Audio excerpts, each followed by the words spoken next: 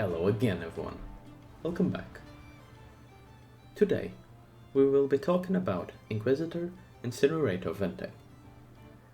This build has been getting quite popular in recent leagues and I wanted to give it a try. The idea was based off Connor's version of the build, however I wanted to make something that was far less expensive as I don't have mirrors to throw at it, while still being a good boss killer and a decent clear build. At this point, and in the footage that you are seeing, the build is almost at 100 million DPS and is more than capable of doing most content in the game. So, without any further ado, let's have a look at how the build works. Alright, so let's start by having a look at our character here.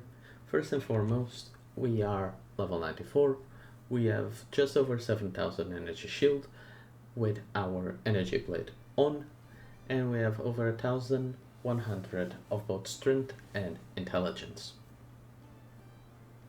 So looking at our character, let's start with the gear. One, your main weapon doesn't matter, it's not relevant, it's going to be replaced by energy blade. As uniques go, we are using a Shipper's Touch.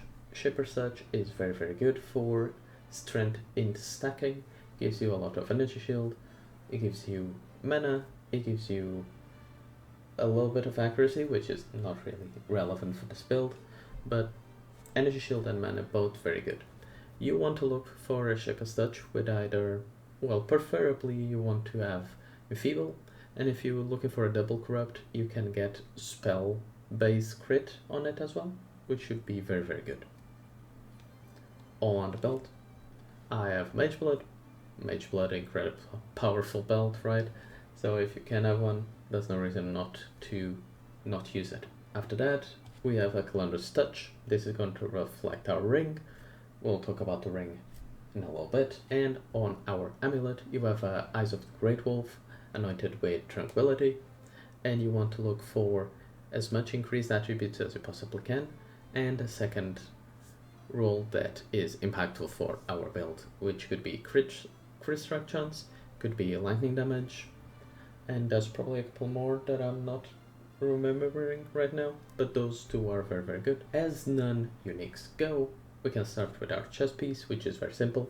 You are looking at a Twilight Regalia with good energy shield. This is not fantastic, it has about 900. You could easily get over 1000 on a Twilight Regalia with better rolls. And then you want intelligence and you want increased attributes. On your boots, Warlock boots are very good. You're going to roll this with tier 1 strength essence until you hit preferably tier 1 intelligence as well. I'm hit tier 2, but it came already with pretty good prefixes, so I opted to settle for now. Forgot to mention, on the chest piece, kind of very important, phase conversion of hits taken as chaos is really good, because since we are CI, those 12% or 11% are getting deleted. It's just a less damage taken modifier.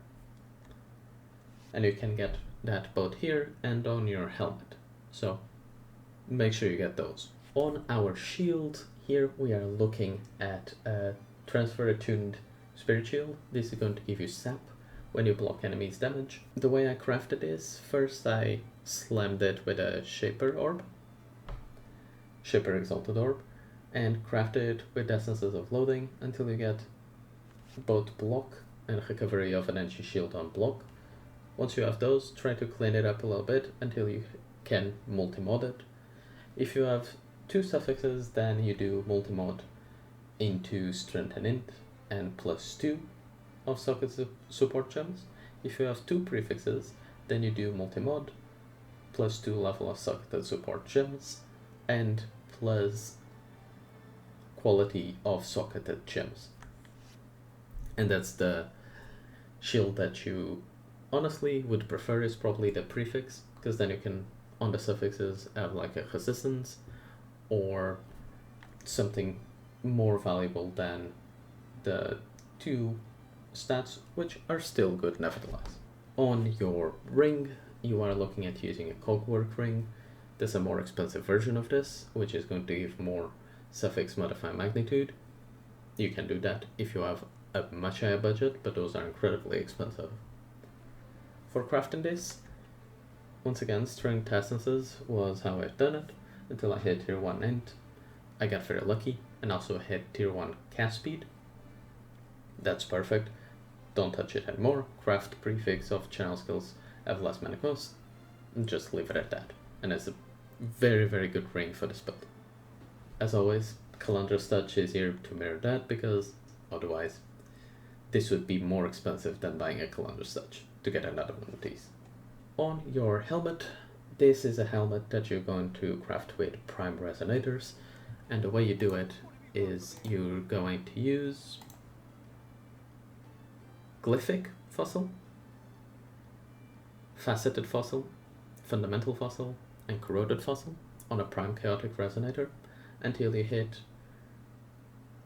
good intelligence, level of socketed intelligence gems, and level of socketed aura gems. I hit tier 2, which is very, very, very good, and from there you can never mess up the suffixes ever again. So from there you just craft it, and preferably you're going to get good energy shield, and you're going to get +2 to socketed AoE gems, which is a betrayal mod, so you're going to have to use a veiled chaos orb to get that. But again, you can never mess up your suffixes, so once you have these suffixes, the more expensive part of the craft is done. Also important here on the implicits, once you have your helmet crafted, once again you can do fizz damage from hits taken as chaos, which is just a less damage taken modifier. And yeah, that's everything for our gear.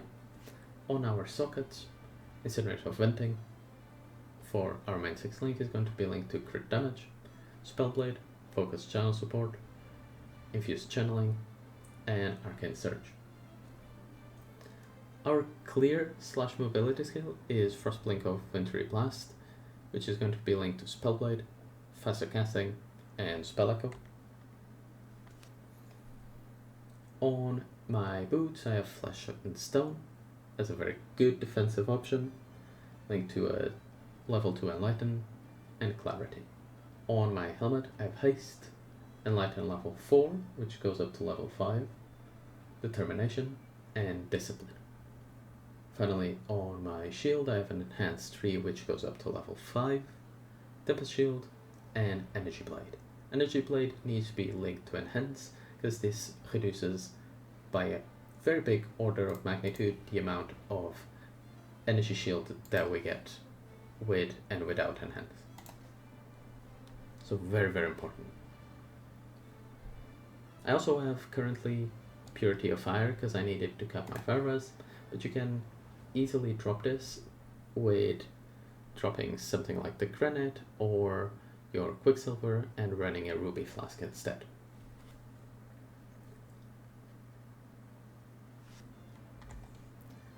Looking at our passive tree, to be able to run all of these auras, you are necessarily going to have to run a bunch of small cluster jewels, which have increased mana conservation efficiency of skills. Now, the perfect version of these is going to have a combination of either int, strength, or all attributes. And then on the prefixes, you want to get increased effect, and you want to get energy shield.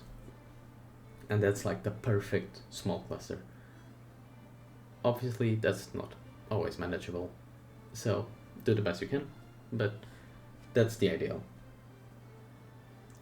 Then on the large cluster, I ran spell ones, because these can actually roll with cast speed, which is very, very valuable for a build, and then you can get an attribute and whichever big cluster nodes you would like or you need, like block or spell damage or cast speed, whichever. And I ran 2 of these, 2 spell ones. And I ran a turret preservation one as well, for more stats and energy shield and preservation. In terms of the passive tree itself, is very simple.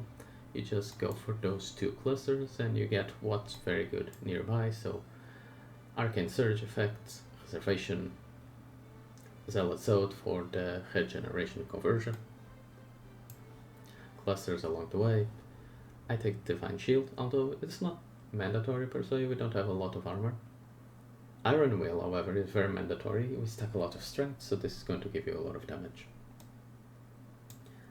And then just make your way up here and get to the Int Wheel, get the Aura effect here, Chaos Inoculation of course, and this wheel is not necessary, it's just very nice if you're doing Abyss. And that's pretty much it. For our big wheel here in the middle, you are looking at an Unnatural Instinct, which is going to give you a lot of strength when paired with a Little Pride. On your Little Pride, you are going to be looking at getting as much increased strength on these nodes as you possibly can. I have 3 out of 4, which is very good. In the same vein, we also have a Watcher's Eye. It doesn't matter too much. You're looking at just getting the node that says 10% of maximum mana as extra energy shield, which gives you a nice little extra amount of energy shield. Finally, I have a Forbidden Flame setup, which I'm running with Arcane Blessing. This is going to give you a lot more damage. It's one of the Hierophant Ascendancy nodes, and it gives you a lot of damage because it increases the effect of your Arcane Surge. On your Ascendancy, there's not much leeway here. You are looking at getting Instruments of Virtue very early on, because this stacks with your Spellblade support to give a lot of added spell damage based on your main weapon, which is what essentially makes all of this build function. And from there, you can get Righteous Providence, which gives you all the crit strike chance in the world and enables the double stat stacking. Sanctuary for a little bit of increased damage taken to enemies on consecrated ground you create, which also synergizes with your Battle Fate. And lastly, Augury of Penitence for less damage taken and more damage taken by enemies. And that's pretty much everything about the character itself. As for the playstyle, I actually kind of stirred away from the character because Wintry Blast doesn't play too well.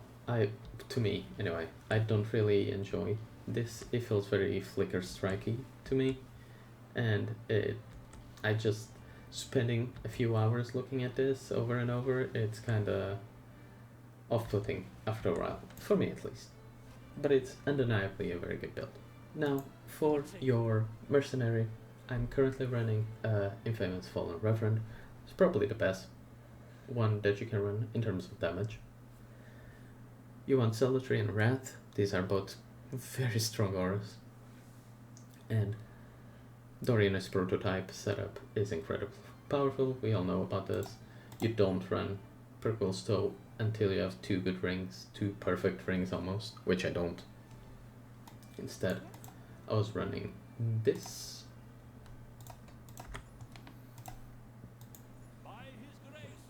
Yeah, you run this instead to get him to as close as you can to minus 200. Mine is not even there, but it's pretty close. And that's going to give you a lot of damage. Also run Matua's Tupuna, I want to say, for increased effect of his auras, and Malediction to get Malediction on the enemies, which is a nice extra benefit to both your resist or your damage taken and the enemy's damage received as well. Viridi's Veil is here just to give him a little bit more resistance because it was dying a little bit too much for my taste, and then Immortal Flesh for the exact same reason. On the boots, I have run a pair of boots with just life and regeneration, but it has Scorched Ground, which reduces enemies' resistance further. And you can actually just run this pair as well for Scorch. Now that I'm thinking about it, that's probably better. So you can definitely do that. And other gloves, I was actually running an Incinerate, but I dropped it for another mark, I want to say. So that's everything, I believe, for other character factions at the moment. As always, this is doing about very close to 100 million DPS. It's more than capable of doing every content piece that I've tried to throw at it. But you can push this much further, and I'll link a video of Connor's in the description, which is what I had as a basis and like inspiration for this build, because he has a version of this with multi-mirror investment into it that really showcases how much further you can push this with implicits on all your rare pieces and stuff like that, like triple implicit helmets and boots and stuff like that, that really make this build become a next level of insanity. So if you want to push it that much further, you absolutely can. Just keep in mind, it's going to cost you quite a lot. But with that said, this is my version of the build. As for flasks, I haven't talked about that. I have Bottled Fate, I have a Granite, which is not super impactful. You can easily swap this for another elemental flask. Sapphire, Silver, and Quicksilver. My Pantheon is Such, Brand King, and Apparat, as it's almost every single of my builds. And yeah, that's pretty much it for this character. I hope you enjoyed. If you did, consider subscribing to the channel. Thank you so much for being here. I'll catch you later. Bye bye.